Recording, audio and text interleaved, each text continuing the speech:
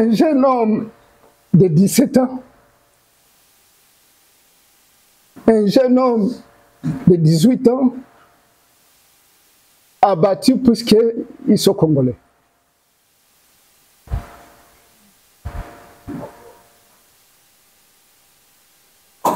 Oui, Son Excellence. Ce que nous demandons, qu'il y ait une réparation. Je suis vraiment victime directe du génocide qui s'est passé au Congo. Je suis originaire du Sud Kivu, dans le territoire de Fizi. Quand on parle du massacre de Makobola et ses environs, il y a tellement de gens qui ont été brûlés vifs, des femmes qui ont été violées. Moi, j'ai mes oncles qui ont été forcés à violer leurs propres enfants. J'ai 2 frères qui ont été brûlés dans la maison et vous êtes obligés de regarder ces atrocités. On vous oblige de ne pas pleurer. Ils ont encerclé l'église. Ils ont fermé l'église. Ils ont commencé à tirer. Et enfin, ils ont brûlé l'église. Dans cette église, il y avait plus de 200 personnes. Et tous ces gens étaient péris dans cette église. Et parce que je vous avais dit que moi-même, j'ai failli être témoin ou bien victime de ces massacres-là. Après le massacre de Makobola, j'avais 12 ans à l'époque. Et comme vous le savez, chez nous, on a l'habitude de jouer au football dans les terrains du quartier. Quand on jouait, chez nous, il y a des maïmaï. Le terme Ouazalène doit commencer chez nous. Le général Dounia, c'est à Fiz Laouia. Et puis, les rebelles de RCD Goma, ils se sont battus contre les maïmaï. Et nous, pendant qu'on jouait au football, on a vu des petites camionnettes qui étaient couvertes avec de plastique passer sur la route nationale numéro 5. Et après leur passage, on a vu qu'il y avait du sang qui coulait sur la route. Et comme d'autres enfants, nous sommes allés sur la route pour regarder c'est quoi au juste. On a vu du sang sur la route. Sans toutefois savoir que derrière ces petites camionnettes, il y a d'autres camionnettes de militaires qui s'en viennent. Après, on a vu des camionnettes remplies de militaires rwandais. On a quitté la route pour aller continuer à jouer notre football. Et quand ces petites camionnettes sont arrivées là où on était, ils se sont arrêtés là-bas. Ils nous ont arrêtés, nous tous. On était au nombre de 12. Info 243 au cœur de l'actualité. L'Excellence, Monsieur l'ambassadeur, Monsieur l'abbé et Monsieur le pasteur, et chers amis ici présents, je suis du Sud Kivu, Bukavu. Je ne peux pas laisser passer cette occasion sans m'élever et parler. Chez moi, à Bukavu, les viols et la guerre est considérée comme arme de guerre. Nos bourreaux, ils ont eu vraiment une arme forte. Et cette arme-là, c'était d'abord de massacrer la conscience. Et quand on massacre la conscience, c'est incurable.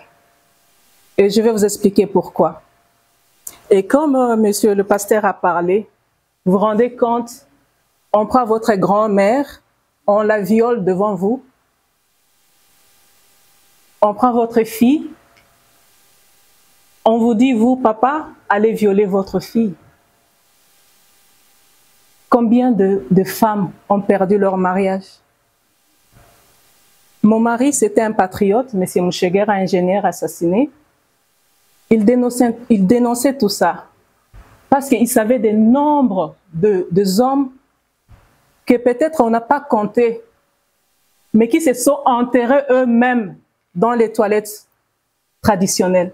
Je ne sais pas si vous connaissez les toilettes traditionnelles. Beaucoup des hommes se sont jetés là-dedans. Alors, il y a le rapport de l'ONU.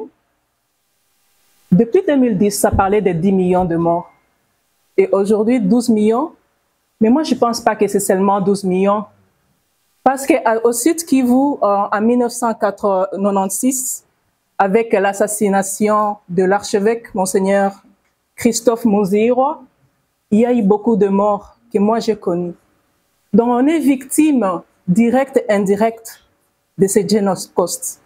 Moi au Sud Kivu, j'habitais au quartier général, Kijé, qu'on appelle Kijé. Et un matin comme ça, on se réveille, on était devant la porte avec mon petit frère. Et parce que chaque jour, il y avait des camions et des camions remplis des adolescents, de jeunes, qu'on disait qu'on va enrôler pour aller défendre. Donc beaucoup de jeunes étaient vraiment intéressés à aller défendre le pays. Mais ils ne savaient pas ce qu'ils attendaient.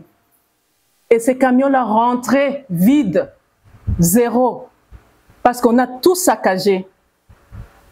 On n'a pas compté tous ces enfants-là. En 1996, on a assassiné l'archevêque Christophe Monziro. Il y a les familles Luinzo qu'on a même enterrées, on a mis dans le faux septique, dans le faux commune. Qui a compté? Personne. Alors, je vais vous rappeler que moi, je suis du site Kivu et j'ai un oncle qui est le roi de Walungu. Moi, c'est Ndataba et Jean-Pierre, Oueza 3. On a saccagé le royaume chez nous, traditionnellement, au Boami. Le palais royal, c'est pas là où tu vas seulement aller comme ça. Mais on a saccagé. Ma grand-mère, c'est elle qui était en train de se charger de garder son fils comme la reine Mwamikazi. Ma grand-mère était morte. Alors, ma grand-mère était celle qui restait là-bas pour rendre les choses courantes du palais. Elle a vu le Tutsi venir. Et on lui a dit, toi là, pourquoi toi tu ne fuis pas? Beaucoup de femmes ici ont fui. Donc, c'est toi qui fais les fétiches pour ton frère. Et on veut que tu nous livres ton fils. Ma grand-mère, depuis ce jour-là, elle n'a jamais parlé. Qu'est-ce qu'on lui a fait? On l'a amenée à l'hôpital. Elle a perdu la bouche. Le viol, qu'est-ce qu'elle a vu? Et jusqu'à ce qu'elle est entrée dans la tombe. Elle s'appelle Bénédicte. Paix à son âme. Aujourd'hui, je vous dis qu'il y a le rapport de l'ONU. Chaque jour, au moins 1000 femmes sont violées aux yeux de tous. J'ai subi en 2002, le 2 août 2002, il y avait encore le génocide. Beaucoup de hommes sont morts. Beaucoup. En 2004, la guerre de Mutebussi. Et en ce moment-là, j'étais déjà mariée. Je me rappelle, j'étais en Panzi. Et vous vous rendez compte, vous vous demandez si vous êtes une femme ou pas. Il y avait autour de moi des femmes violées. Les femmes qui puent. Et tu te regardes, tu dis, est-ce que je vais m'appeler une femme? Je vais m'appeler une femme. Car à côté de toi, il y a une femme qui est en train de puer, que l'urine est en train de couler, parce qu'on a mis des morceaux de bois dans son vagin. Je vais dire ça, excusez-moi. J'aimerais que les femmes qui sont ici, qui soient révoltées, parce que c'est nous qui portons les enfants, 9 mois dans les ventres, et 12 millions assassinés. On ne doit pas rester comme ça. Je m'excuse, on ne doit pas rester comme ça. En 2004, je suis allée à la maternité. Mon fils Chiza, d'ailleurs, souvent on lui dit Mutebussi, parce que c'était le jour que Mutebussi a fait la rage. On arrive à la place du 24. Vous êtes en train de piétiner les morts. Vous voyez les coulées de sang comme de l'eau.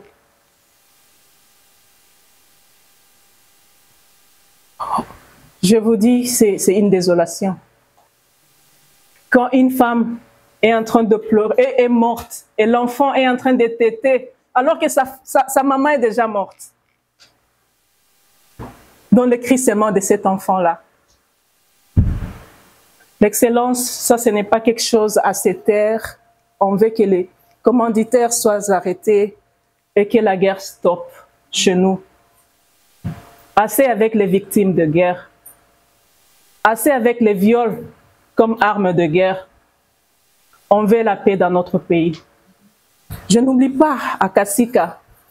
D'ailleurs, il y a même monsieur l'abbé. Combien de morts de prêtres, des sœurs qui sont morts.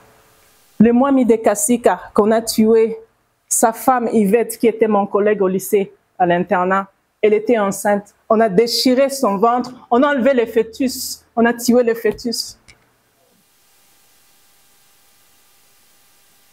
C'est affreux. Ça, c'est l'hécatombe. Ça, c'est l'hécatombe. On doit dénoncer, on doit décrier et on doit se libérer nous-mêmes. Monseigneur l'archevêque, il disait, restez dans vos maisons. Si vous partez, ils vont venir vous envahir. Et personne ne l'écoutait. Il était simple et souvent il était dans juste un costume là. Tu vas voir un homme là, vaut rien. Mais c'était l'archevêque. Juste pour conscientiser les gens, ne partez pas. Ils vont venir vous envahir si vous partez. Et lui, il est tombé juste devant le bureau de Sinelac, là où mon mari il était un diplomate. Et les Sinelac étaient là juste pour ramener les guerres parce que leurs voitures, ils entrent, les corps diplomatiques, sans être fouillés. Et combien des infiltrés sont entrés là-bas? Et c'est là-dedans, là même, qu'il y a eu quelqu'un qui est sorti et a assassiné l'archevêque de Bukavu. Réveillez-vous, mes frères. Nous sommes ici, nous sommes protégés, mais nous avons un devoir. Je suis 2 fois impact social pour le Black Excellence et Socio Impact Award Winner 2022. Et partout quand j'ai une occasion de parler sur mon pays, je parle. Je parle et je dis, il ne faut pas rester comme ça parce qu'on voit ce qui se passe. Syrie, Ukraine, ouais, tout le monde, ils ont de micros. Et nous, 12 millions. Et c'est comme s'il n'y a rien du tout. Je vous prie, on doit dénoncer tout ça à haute voix. Même nos enfants, ils doivent savoir ça. Si on doit commémorer ça chaque jour, on doit le faire pour qu'il n'y a plus les gens qui vont se dire qu'ils ne connaissent rien de ce qui se passe en République démocratique du Congo. J'ai dit et je vous remercie.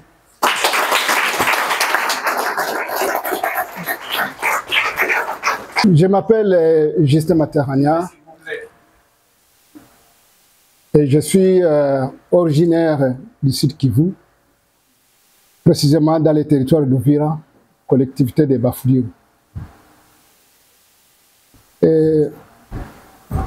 La journée d'aujourd'hui me rappelle de tristes souvenirs. Tristes souvenirs directement à moi et à ma famille. Je remercie les prêtres et les pasteurs qui ont parlé de la douleur. Parmi les familles qui souffrent jusqu'à aujourd'hui, je suis, comme ma famille, et parmi ceux qui ont été victimes de ces massacres. Comme je l'ai dit à Uvira, qui est mon territoire natal, l'AFDEL, quand il était venu en 1996, tout le monde fouillait vers la zone de Fizi avec l'espoir d'aller jusqu'à Kalemi et traverser pour aller du côté de la Tanzanie. Évidemment, je vais vous parler de ma famille, parce que je sais aussi qu'il y a eu beaucoup qui ont perdu les leurs. Évidemment, nous venons de l'écouter à Makobola, nous venons de l'écouter aussi à Fizi, mais surtout aussi à Kasika, dans le territoire de Mwenga, où on a eu à enterrer les femmes vivantes. Ça fait le tour. De mon côté, la douleur, c'est quoi? Mon grand frère aîné. Ce jour-là, il était à Bukavu. Et les gens de l'AFDEL étaient venus le chercher puisque nous sommes de la famille qui est très connue à Uvira. Et eux, on l'accusait de pouvoir financer les Maïmaï. Heureusement pour lui, mais malheureusement pour son fils aîné, qui lui était resté à Uvira à garder la maison, au moment où le grand frère était à Bukavu, chez notre grand frère aîné qui est professeur à l'ISP Bukavu. J'ai nettoyé la maison. Et les gens de l'AFDEL étaient venus. Ils ont trouvé le fils aîné là-bas. On lui a demandé où est son père. Et il a dit qu'il ne sait pas. On les a pris. Lui, la sentinelle et la pauvre ménagère, et les pauvres ménagères et de ma maman, on les a ligotés, on les a torturés, on les a battus à mort. Et juste à quelques mètres de la maison, il y avait, comme la sœur qui vient de le dire aussi, comme vous savez, chez nous, les toilettes, on creuse un trou quelque part, qu'on se sert comme toilette. Malheureusement, ce trou-là n'avait pas été enseveli puisque ça servait, c'était à construction. Ligoté, battu, poignardé par des couteaux, on les a enterrés dans cette partie.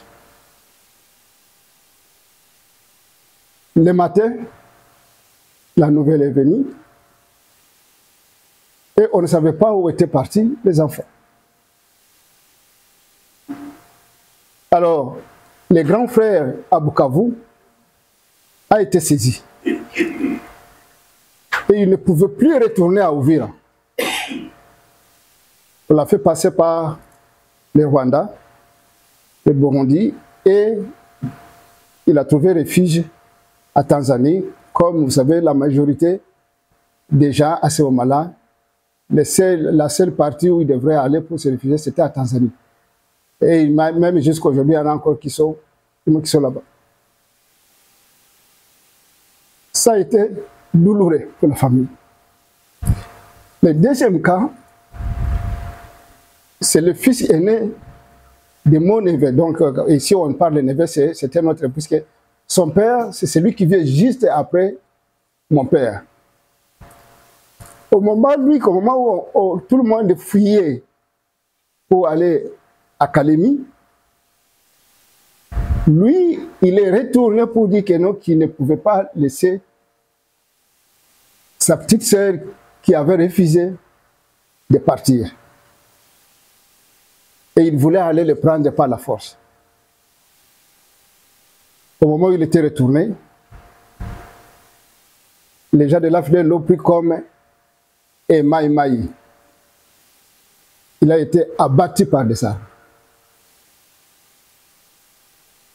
Donc pour ma famille, nous commémorons la journée d'aujourd'hui.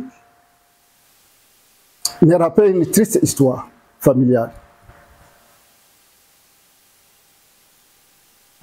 En 2011, parce que cela s'était passé en 1996, en 2011, j'ai eu le temps d'aller au pays. Nous avons tous eu le temps de nous réunir. Et je peux vous garantir, Excellence, ça n'a pas été facile pour la famille. Aujourd'hui, on nous dit que nous devons parler, mais pour nous, c'est difficile d'exprimer.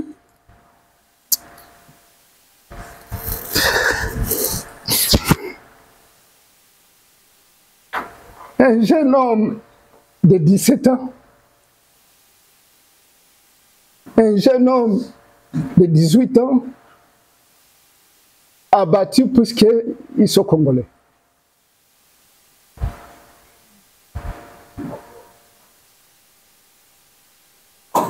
Oui, Son Excellence, ce que nous demandons, qu'il y ait une réparation pour les victimes. Il faut qu'il y ait une réparation pour les victimes. C'est douloureux pour moi-même ici. Et comme je vous dis, en 2011, on avait fait 2 jours familial, une grande famille. Et on s'est posé, on va faire quoi? Heureusement, le pasteur, comme vient de le dire, on se remet dans les mains de Dieu. C'est tout.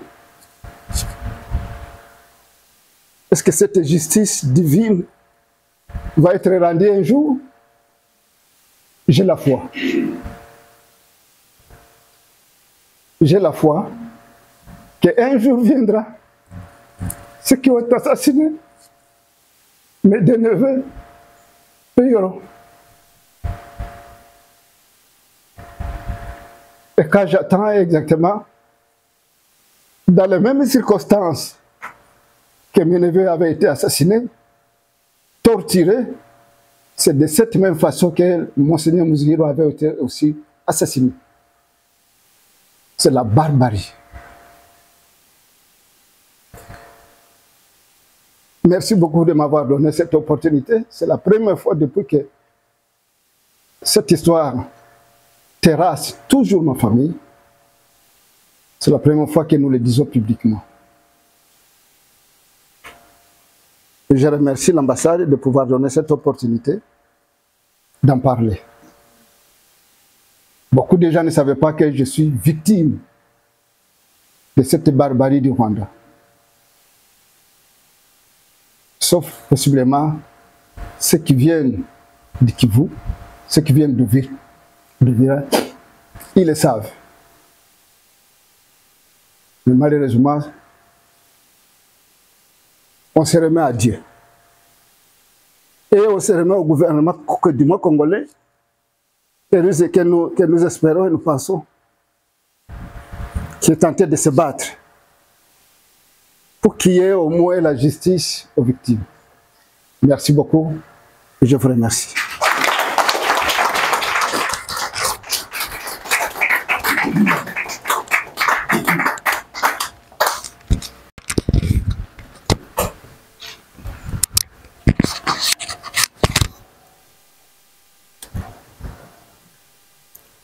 Excellences, Messieurs l'ambassadeur,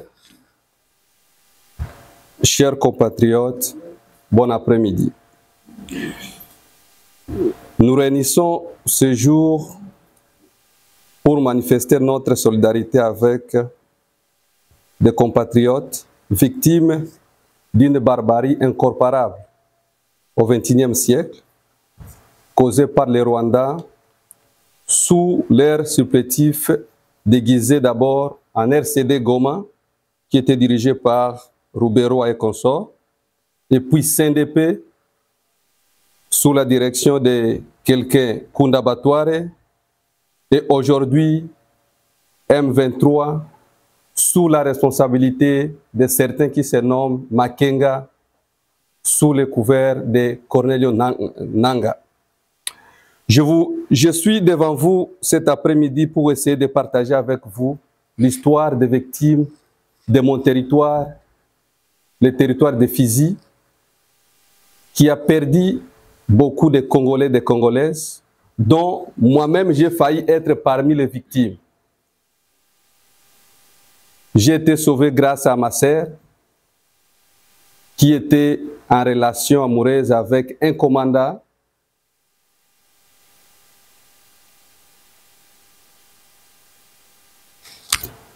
La RDC, dans son ensemble, sous l'impulsion du chef de l'État, son Excellence Félix Antoine Tshisekedi, plaire céder août toutes ces victimes-là.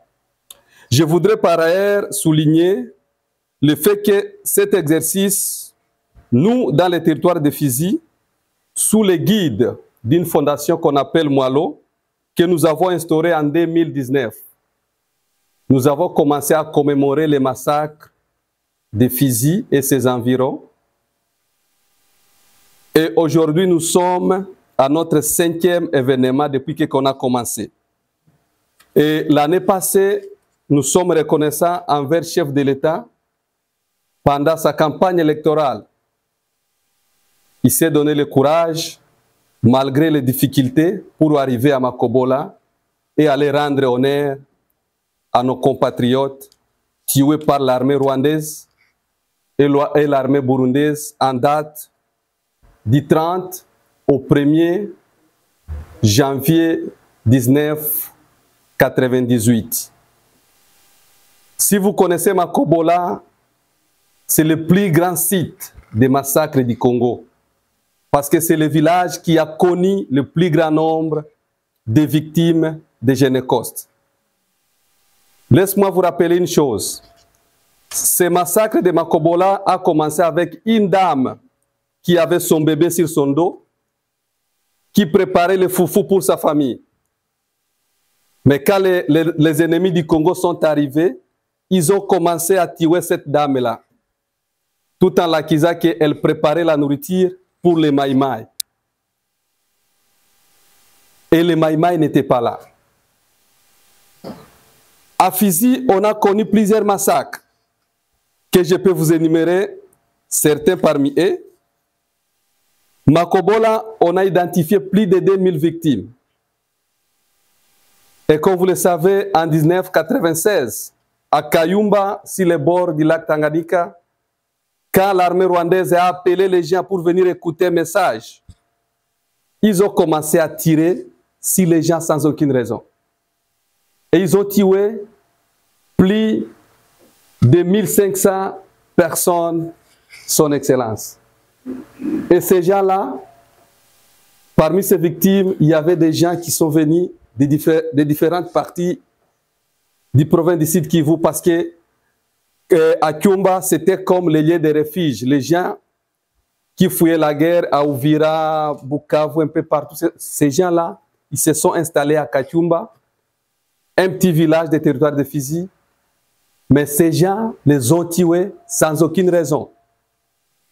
Ils n'avaient pas ni armes, ils n'avaient pas ni aucune résistance. Mais parce qu'ils sont des Congolais. Je vais vous parler le premier massacre qui est lié en territoire de Fizi, celle de Wangolobe. Wangolobe, c'est un village qui se trouve dans les moyens plateaux de Fizi, sur la route Mwenga. C'est un village qui se trouve à côté de Minembwe. Il y avait le membre de l'église Malikia Waubembe, parce que les responsables religieux les a interdits de fuir. Et ces gens ont décidé d'aller dans leur église pour prier son Excellence. Et quand les éléments de AFDEL sont arrivés, ils ont encerclé l'église. Ils ont fermé l'église, ils ont commencé à tirer. Et enfin, ils ont brûlé l'église. Dans cette église, il y avait plus de 200 personnes. Et tous ces gens étaient péris dans cette église. Et parce que je vous avais dit que moi-même, j'ai failli être témoin ou bien victime de ces massacres-là, juste accordez-moi 3 minutes pour vous parler de mon histoire. Après le massacre de Makobola, j'avais 12 ans à l'époque. Et comme vous le savez, chez nous, on a l'habitude de jouer au football dans les terrains du quartier. Quand on jouait, chez nous, il y a des maïmaï. Le terme Ouazalène doit commencer chez nous. Le général Dounia, c'est à Fiz, là où il y a. Et puis, les rebelles de RCD Goma, ils se sont battus contre les maïmaï. Et nous, pendant qu'on jouait au football, on a vu des petites camionnettes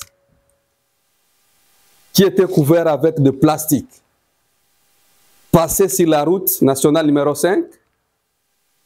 Et après leur passage, on a vu qu'il y avait du sang qui coulait sur la route. Et comme d'autres enfants, nous sommes allés sur la route pour regarder c'est quoi au juste. On a vu du sang sur la route. Sans toutefois savoir que derrière ces petites camionnettes, il y a d'autres camionnettes de militaires qui s'en viennent. Après, on a vu des camionnettes remplies de militaires rwandais. On a quitté la route pour aller continuer à jouer notre football. Et quand ces petites camionnettes sont arrivées là où on était, ils se sont arrêtés là-bas.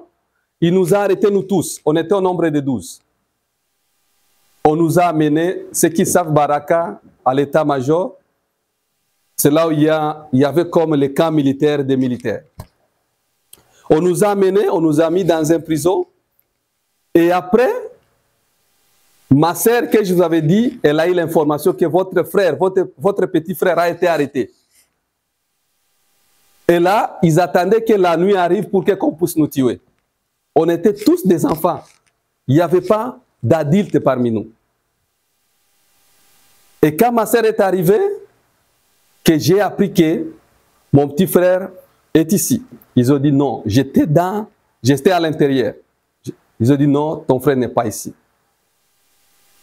Elle est allée chercher son copain qui était le commandant d'RCD Goma.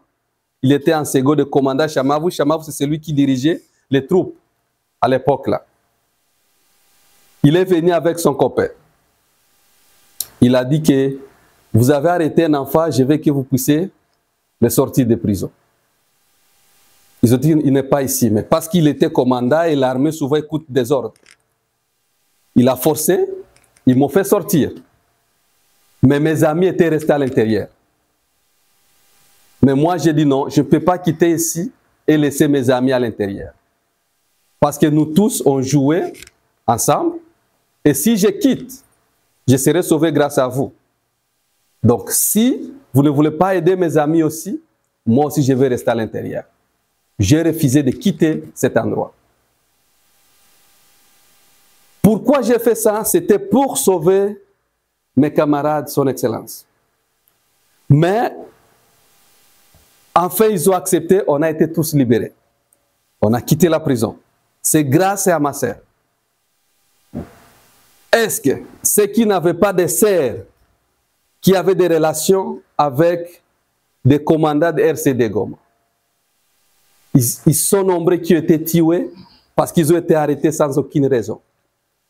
Monsieur l'ambassadeur, représentant légal de son excellence Félix Antoine Tshisekedi au Canada, je vais profiter de cette opportunité pour vous présenter les doléances des victimes de Fizi.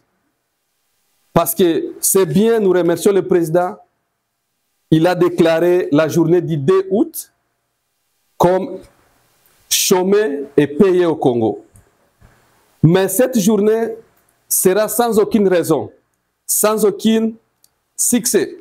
Si les commanditaires, ceux qui étaient à la tête de ces groupes rebelles, soutenus par le Rwanda, continuent à manger dans les mêmes assiettes avec les gens qui dirigent notre pays. Il est temps que le président puisse décider de traquer tous ces gens. Ils sont à Kinshasa, ils sont en Europe, il y a même certains qui sont ici au Canada. Son nom restera dans les têtes des Congolais s'il décide d'ouvrir un tribunal qui va juger tous ces gens et trouver un jour de réparation pour ces victimes de l'Est. Pourquoi cela? Ça va décourager les autres de ne pas prendre les armes tout en sachant qu'on va rester librement et on va continuer à travailler au gouvernement. Ça, c'est notre message en tant que membre des victimes de l'Est, que si tu auras le temps, veuillez le partager s'il vous plaît avec le président de la République. Je vous remercie.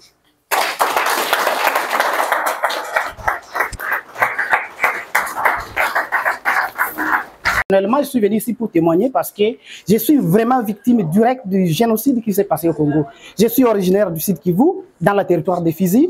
Quand on parle du massacre de Makobola et ses environs, il y a tellement de gens qui ont été brûlés vifs, des femmes qui ont été violées. Moi, j'ai mes oncles qui ont été forcés à violer leurs propres enfants. J'ai 2 frères qui ont été brûlés dans la maison et vous êtes obligés de regarder ces atrocités. On vous oblige de ne pas pleurer. Donc, on tue votre famille devant vous, on les égorge, on vous dit, il ne faut pas pleurer. Si vous pleurez, on va aussi vous égorger. Moi, j'en ai vécu. Voilà pourquoi, des fois, quand je parle avec émotion parce que c'est quelque chose qui m'est arrivé personnellement. J'ai vécu des choses comme ça, j'étais encore enfant. Ce sont des choses que je vis et je vis parce que je suis vraiment touché, j'ai été affecté et je suis affecté. Et toute ma vie a été affectée avec ce génocide qui s'est passé chez nous. Je parlais de l'histoire de Makobola et ses environs. Beaucoup de gens ont été brûlés vifs, des femmes ont été violées, des enfants ont été mutilés. On a pilé des enfants. On a pilé des enfants. On prend un enfant, on le pile vivant. Moi, je vis des gens être égorgés. Moi, j'ai des cousins qui ont été enfermés dans une maison, brûlés, on vous oblige de voir. Vous les entendez crier. Et nous vivons avec tout ça. C'est que nous vivons avec un traumatisme qu'aujourd'hui, personne n'en parle. Personne ne sait pas comment il va adresser ces traumatismes. Il y a des gens qui disent, bon, vous vivez au Canada, vous vivez bien. Mais on vit avec le traumatisme. C'est pas qu'on ne veut pas rentrer chez nous. on veut rentrer chez nous. Mais il n'y a pas moyen. Comment nous allons faire? On crie, on a crié, la communauté internationale, on a crié à des organisations internationales, on a crié et crié. Personne ne nous vient au secours. Et aujourd'hui, c'est le cri d'alarme que tout le monde, partout où vous êtes, Congolais et non Congolais, c'est le temps de s'élever et faire connaître au monde que nous sommes victimes du génocide qui a trop duré, qui a pris déjà plus de 12 millions de personnes chez nous. Merci. Et par les témoignages que nous avons entendus directement des victimes ici dans la salle. C'est vrai que nous suivons tout ce qui se passe à l'est de la RDC. Nous sommes affectés par tout cela, mais revivre encore ça aujourd'hui dans cette salle, ça nous donne encore une fois la colère. La colère de dire, vivant ou mort, ces criminels qui ont tué, qui ont versé le sang des Congolais, doivent être jugés et condamnés. Et nous pouvons le faire. Nous allons communiquer avec le ministre de la Justice pour que tous les efforts soient déployés, pour que chez nous-mêmes au Congo, qu'un tribunal soit institué. Il n'est pas question de dire la communauté internationale doit instituer justice transitionnelle et consorts. Nous devons le faire nous-mêmes chez nous. Nous devons condamner ces gens-là. Ceux qui peuvent être arrêtés, ils doivent être arrêtés et mis en prison. Les victimes doivent être réparées. Il doit y avoir une réparation pour les victimes. Mais les criminels, on doit les poursuivre, qu'ils soient vivants ou qu'ils soient morts. Je soutiens cette motion-là et son Excellence qui est avec nous, je salue son leadership. Il fait un travail louable. Et comme toujours, derrière un homme fort, il y a une femme forte. Nous oublions toujours de saluer les efforts de Mme Joska, qui est toujours présente. À chaque manifestation, elle est là. À chaque fois qu'on parle du Congo, elle est toujours là. Je vous demande de l'acclamer, s'il vous plaît.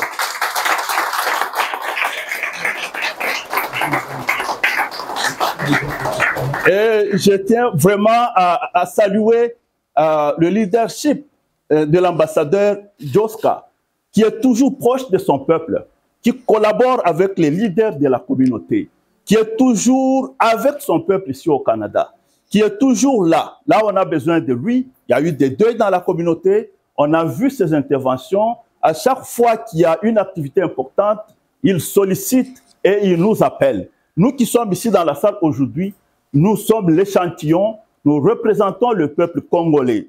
Je tiens à souligner un mot de solidarité avec les victimes de la guerre d'agression à l'Est.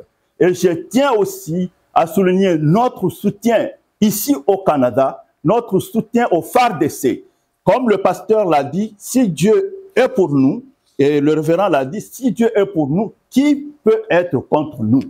Et Dieu est appelé l'Éternel des armées. Le chef de l'armée numéro 1, c'est Dieu notre Père. C'est lui l'Éternel des armées. Et ici, nous soulignons que notre chef de l'État, son Excellence Félix-Antoine Tshisekedi Tshilombo, se bat contre ceux qui tuent au Congo. Il se bat, lui, avec tout le peuple congolais, avec tous ceux qui sont morts, avec les ancêtres, tous ceux, les Lumumba, tout ce monde-là, les Tshisekedi du Père, tous ceux qui sont morts au Congo, ils se battent pour que la paix règne au Congo. Et aujourd'hui, nous lui témoignons tout notre soutien. Nous lui témoignons tout notre soutien aux forces armées congolaises. Et comme notre ami l'a dit, nous sommes convaincus que cette guerre-là, nous l'avons gagnée. Nous l'avons gagnée. Tous les signaux indiquent que le peuple congolais a gagné cette guerre-là. Ce n'est qu'une question de temps. La guerre ne se gagne pas physiquement. Elle se gagne d'abord spirituellement. Elle se gagne par la foi. Et nous, nous croyons, comme notre ami l'a dit, que la guerre-là, nous l'avons déjà gagnée. C'est une question seulement de temps. Merci donc, Son Excellence. Merci pour cette opportunité. Merci.